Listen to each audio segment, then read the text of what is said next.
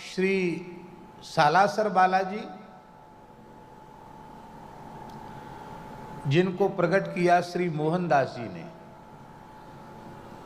मोहनदास जी विरक्त संत थे और मोहनदास जी का गुरुस्थान रेवासा पीठ ही था। उसी रेवासा धाम के वो शिष्य थे। उनकी बहन रेवासा के बगल में लूण नामक गांव है, वहाँ के निवासी थे। उनकी बहन विवाही थी सालासर में और माता पिता भी भगवत धाम सिधार गए थे। और जहाँ बहन विवाही थी सालासर में, उनके मोहनदास जी के बहनों भी स्वर्ग सिधार गए थे। अब अकेली बेचारी बहन थी और बहन के 2 पुत्र थे। बहुत भारी विपन्नता थी, कैसे बालकों का भरण पोषण हो, इसकी बड़ी चिंता थी।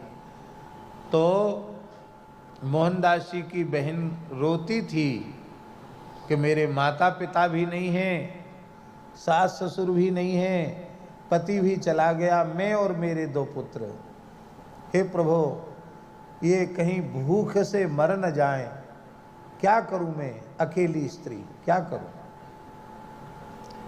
और यहाँ मोहनदास जी भजन कर रहे थे तो श्री ठाकुर जानकी नाथ जी ने उन्हें आज्ञा की कि तुम अपनी बहन की कष्ट में सहायता करो, इससे तुम्हारे वैराग्य में कोई कमी नहीं आएगी। पर इस समय वो बहुत दुखी है, आर्त है, उसकी सेवा करो। तब आपने ठाकुर जी की आज्ञा गुरु जी को बताई कि ठाकुर जी स्वप्न में ऐसी आज्ञा दे रहे हैं। तब गुरु जी ने प्रसन्न होकर आदेश दिया कि जाओ। तब आप सालासर आए।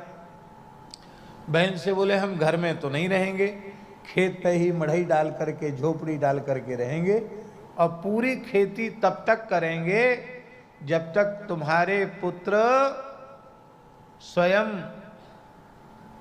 काम करने के योग्य न हो जाएं।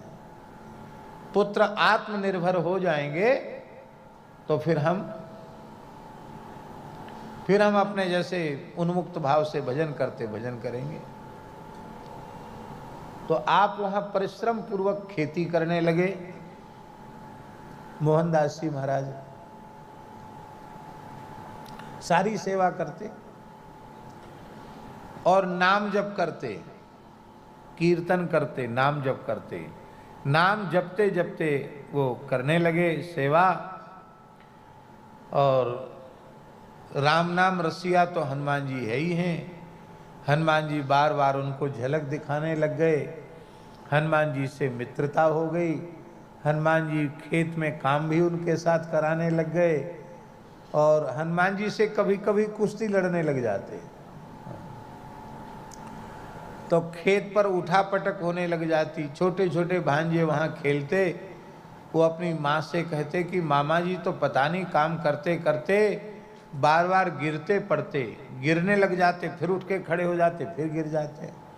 अब उनको हनुमान जी तो दिखाई नहीं पड़ते थे, मामा जी गिरते पड़ते दिखाई पड़ते थे।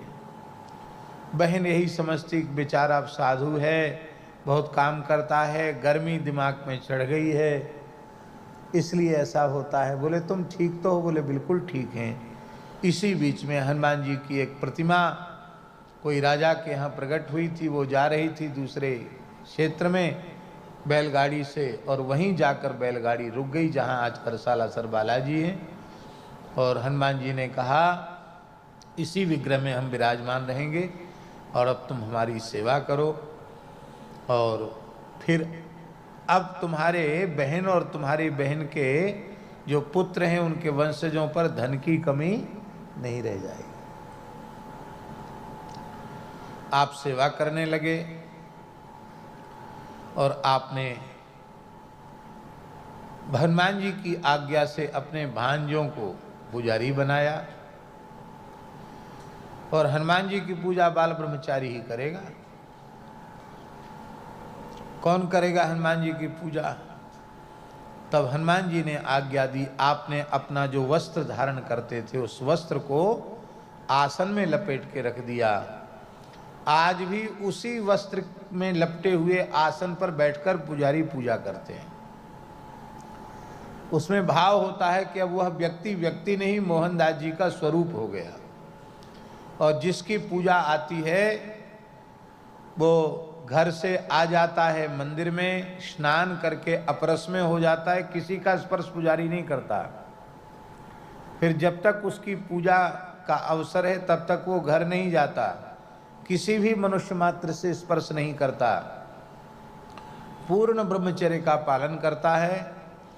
वहाँ जाते ही यज्ञोपवीत परिवर्तन करता है, स्नान करके यज्ञोपवीत धारण करता है, और 2 दिन 3 दिन जितने दिन उनकी पूजा हो उतने दिन पूजा करके, अच्छा बाहर से जो सवामनी वगैरह होती है तो भोग लगता है, पर हनुमान जी के निज मंदिर का भोग पुजारी अपने हाथ से बनाते हैं।